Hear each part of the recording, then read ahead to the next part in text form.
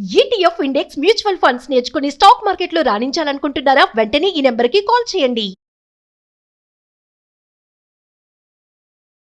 నమస్తే సార్. నమస్తే. Sir, savings, expenses గురించి మాట్లాడుకుంటే ఏది ముందు చేయాలి? సేవింగ్స్ ముందా? ఎక్స్‌పెన్సెస్ ముందా అంటే? సేవింగ్స్ బేసికల్‌గా చాలా మంది చేసేది ఏంటంటే డబ్బులు రాగానే ఎవరెవరు ఖర్చు పెట్టాలి. ఒకటో తారీఖు కోసం అందరూ ఎందుకు ఎదురు చూస్తారు అంటే ఎక్కడ మరి కట్టాలి? రెంట్ కట్టాలి, కరెంట్ బిల్, యూటిలిటీ పే చేయాలి, అందరికీ ఇచ్చేయాలి కదా, రెడీగా ఉంటారు అందరూ. జాబ్ చేసేటప్పుడు కూడా ఏది కొనాలని సరే ఒకటో తారీఖు అది న్యాచురల్ బేసికల్‌గా. Yes. అంటే ఎక్కువ మంది మన సాలరీస్ మీద సర్వైవ్ అవుతుంది కాబట్టి. కాబట్టి మనం ఎక్కువ సార్లు ఎక్స్‌పెండిచర్ ముందు అనుకుంటే కానీ కాదండి. సేవింగ్ మనం ముందే అనుకున్నాం. మనిషి సంపాదన ఇచ్చుకోవాలంటే 4,000 సంపాదిస్తాడు. ఒకటి మనం వర్క్ చేయటం. మన జీవితాన్ని నమ్ముకుంటే వచ్చే డబ్బుని మన సాలరీ అంటున్నాం. రెండోది మన క్యాపిటల్ చేత వర్క్ చేయించుకోవటం. నేను చేయని వర్క్. నా క్యాపిటల్ వర్క్ చేస్తా ఉంటది. నాకు అది డబ్బులు సంపాదించి పెడతా ఉంటది.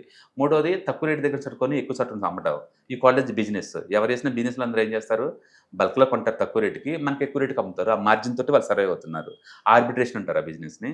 నాలుగోది ఇన్సూరెన్స్. కాంట్రాక్ట్స్ తీసుకొని మిగిలిన మార్జిన్ మనం మిగిలించుకుంటా ఉంటాం. ఇది ఇన్సూరెన్స్. అంటే ప్రపంచంలో వాడు ఎలా డబ్బు సంపాదిస్తున్నా సరే ఆ ప్రొఫెషన్ ఈ నాలుగిట్లో ఒకదాని అయి ఉంటాం కంపల్సరీగా. Yes. బట్ అన్నిట్లకల్లా ఫస్ట్‌ది ఎక్కువ మంది చేస్తుంటారు. జాబ్‌లో ఎక్కువ మంది చేస్తుంటారు. మిగతాది క్యాపిటల్ లేకుండా చేయలేరు కదా! కాబట్టి ఫస్ట్‌ది ఎక్కువ మంది చేస్తుంటారు. బట్ చాలా పెయిన్‌ఫుల్ అది.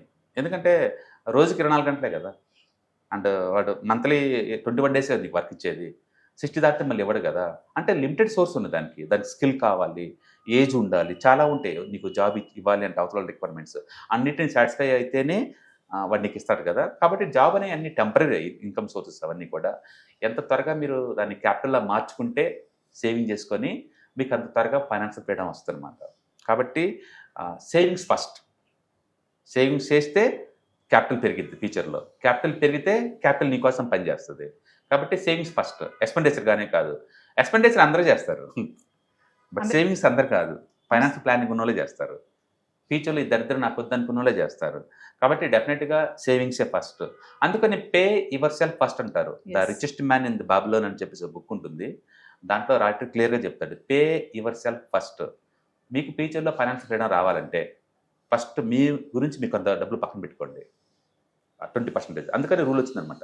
50, 30, 20, 20. 20 మీ బేసిక్ నీడ్స్ మొత్తం కూడా 50%లోనే తీరిపోవాలి అంతే. అంటే తర్వాత మీ కోరికలు ఏదైనా ఉంటే ఔటింగ్, బ్యూటీ పార్లర్‌లో, జిమ్స్ ఇలాంటి ఏదైనా ఉంటే, సినిమాలు ఇలాంటివి ఉంటే 30%లోనే అయిపోవాలా. ఎట్టి పరిస్థితుల్లో 20% మాత్రం ఇన్వెస్ట్‌మెంట్ చేసుకుంటూ పోవాల్సిందే అంటాడు ఫ్యూచర్ కోసం.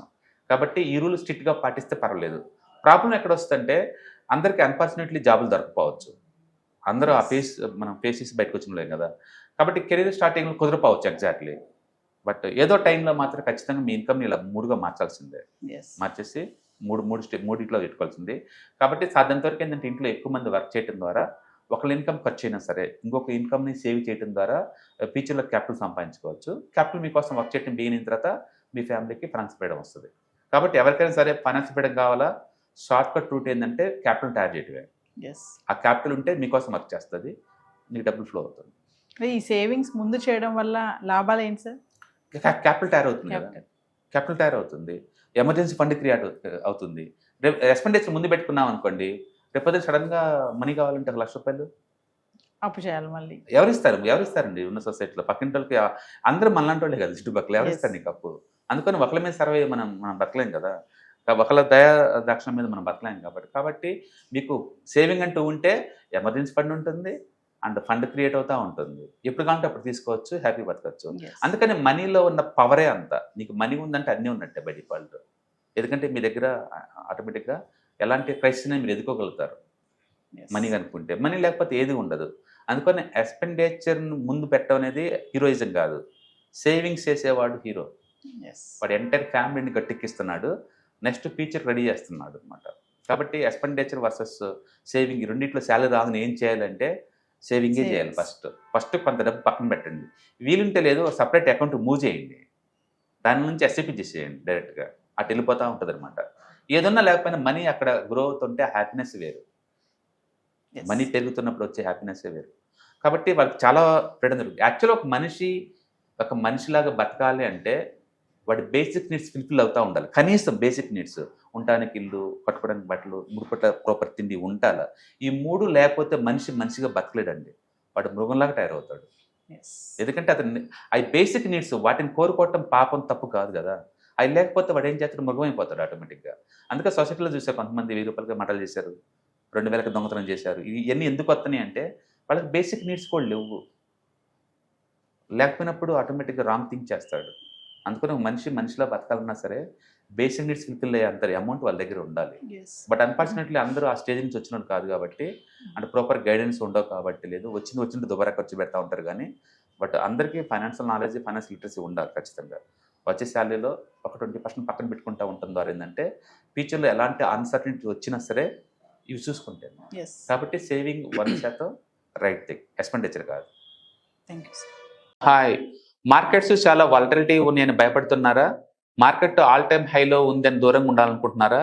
ఏది రైట్ టైం మార్కెట్లో ఎంటర్ అవడానికి, ఏది బెస్ట్ టైం మార్కెట్లోంచి బయటకు పోవడానికి తెలుసుకోవాలనుకుంటున్నారా? మార్కెట్లో mutual funds, ETFs, index funds ద్వారా మనీ మేక్ చేద్దాం అనుకున్నారా? ఇలాంటి మీ డౌట్స్ కి క్లారిఫికేషన్ కోసం ఈ webinar. ETFs, index funds and mutual funds కోర్సులో జాయిన్ అవ్వండి, మీ డౌట్స్ క్లారిఫికేషన్ చేసుకోండి. Every month Saturday, Sunday and Monday conduct చేసే ఈ కోర్సులో మీకు ఈటీఎఫ్స్ అంటే ఏంటి, ఇండెక్స్ ఫండ్స్ అంటే ఏంటి, మ్యూచువల్ ఫండ్స్ అంటే ఏంటి, different type of ETFs, index funds, mutual funds అంటే ఏంటి, ఇందులో ఇన్వెస్ట్ చేయడం ద్వారా లాంగ్ టర్మ్ లో వెల్త్ ఎలా క్రియేట్ చేసుకోవాలా, షార్ట్ టర్మ్ లో ఎలా వెల్త్ క్రియేట్ చేసుకోవాలా, ఎనీబడి కెన్ ట్రేడ్ ప్రోగ్రామ్ లో ఎలా పార్టిసిపేట్ చేయాలా, ఇలాంటి అన్నిటికీ మీకు ఆన్సర్ దొరుకుతుంది. కాబట్టి మీకు ఎవరికన్నా ఇలాంటి వాటిలో వెల్త్ క్రియేట్ చేయాలని కనుక ఇంట్రెస్ట్ కనుకుంటే కింద స్క్రోల్ అవుతున్న నెంబర్ కి కాల్ చేయడం ద్వారా మీ సీట్ ని బుక్ చేసుకోండి. Thank you.